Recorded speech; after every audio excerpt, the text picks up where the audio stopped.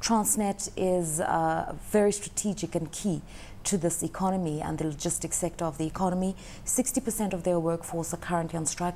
They are demanding a 15% wage increase.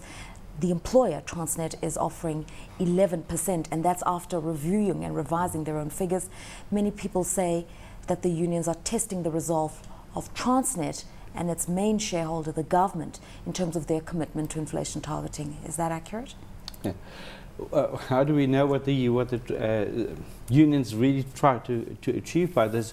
But of course, even the 11% increase in salaries and wages is almost double the upper limit of your inflation target. Someone could say, yes, that's true, but at the same time, I think that the implications are so much wider than that.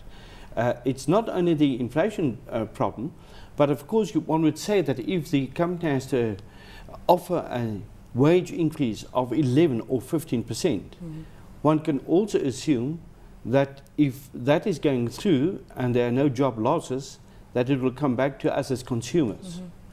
But in Transnet's case, the economy in the wider sense is the consumer.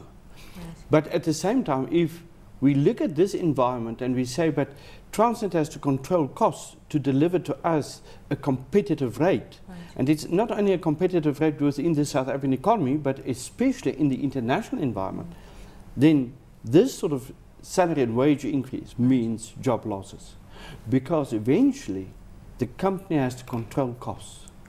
And, we can look at the cost to the company, and therefore, how do you control it if you have to offer this sort of increase? As yet, the full effects of the strike action have not been quantified, but what has been reported is that cargo movements have literally ground to a halt, and especially the agro-exporters are vulnerable because theirs are perishable goods. Have you a sense of how much the economy has been damaged so far? I don't think that we have a sense yet, because it's if you look, for example, at the citrus exports, they will move to the harbours by way of road transport, and I think that perhaps 90% of the citrus transport within the country is by road, but then the problem is to get it out into Asia and especially into Europe, and that is of course the blockage at the moment.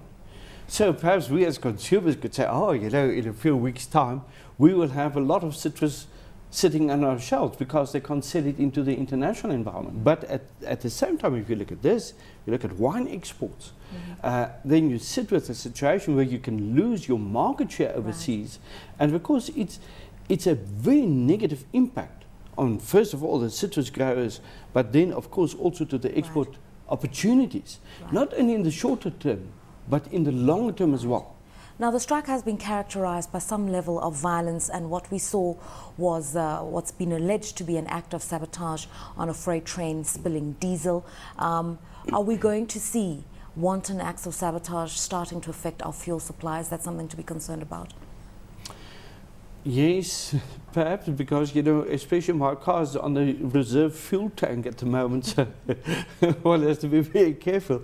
But of course, if we see some disruptions into the supply of petrol and diesel from the coastal areas up to the metro area here in Gauteng, of course it's a threat. At the same time, one must also remember that a lot of the fuel sold in this area here comes from Secunda or Sasol, and one could make things work, but of course it's disruptive. At the same time, one must also assume the fact that a lot of this fuel will then move onto the road transport system. So, unfortunately, this is so disruptive, and at the moment we're not quite sure what the impact is going to be, especially if it lasts another week. All right, now commodities that have been affected, definitely so, are ferrochrome, iron ore, and the steel fabrication companies are now operating on reserve stock, many of them. What will be the impact, do you think, on the iron ore industry, especially because we've seen so many structural changes within the industry, many of them moving to short-term contracts, working on spot prices? If they're now on reserve stock, what does that mean going forward for iron ore exports? Well, of course, if you can't sell your iron ore, then it means a loss, and it means a bigger loss because of these contracts that have been renegotiated. And if you look at the domestic environment, you say, but if you run on reserve stocks, then what's going to happen to the functioning of the economy, construction sector, and wherever? So once again, it's a disruptive situation to certain sectors of the economy, and eventually it affects the total economy. Okay, Viv Governor, let me bring you in here. Concerns about fuel supply, concerns about iron ore exports, concerned about agro exports as well, those three. What else can we expect if any resolution is not derived at very quickly? There's also a reputational risk as well. I mean, for instance, you build a factory in South Africa, you got to worry about something like this happening again in the future. So if you have a car production facility, for instance, and that they are being affected at the moment, you've got to consider the fact, do you build in South Africa where you are going to encounter these kind of events almost certainly into the future, and that's going to change people's investment decisions about South Africa as well. My question would be, for instance, like Warren Buffett recently invested in rail in the US because he considers it to be the most efficient form of transport. These problems in Transnet is not causing a great inefficiency in the economy, but driving people away from efficient rail transport towards less efficient road transport, just because of the uncertainty involved in rail transport. Yes, and that sort of trend is going to continue. One must always keep in mind that if we look at road transport against rail transport, if you look at efficient rail transport, then of course iron ore, coal exports, manganese exports, those must stay on the rail.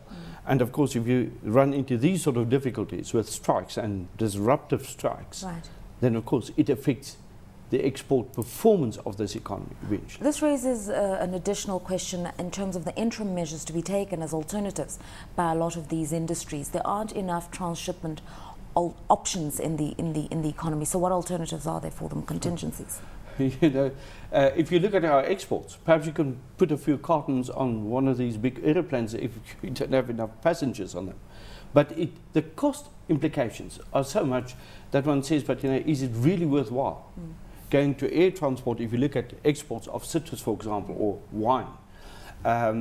And the longer term implications, as Viva said, the problem, are people going to come and invest in South Africa, or those people sitting in London or wherever to make these sort of decisions? Will they come here, or will they go to China or to Australia?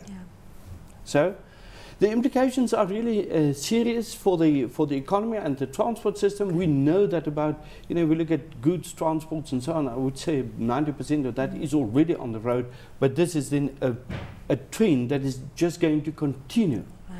And perhaps, in certain instances the road is more efficient because it can deliver to your warehouse. But there are certain instances where you say, but iron ore, coal must stay on the road. And then of course the ports, they are so important to get these things flowing into the international environment.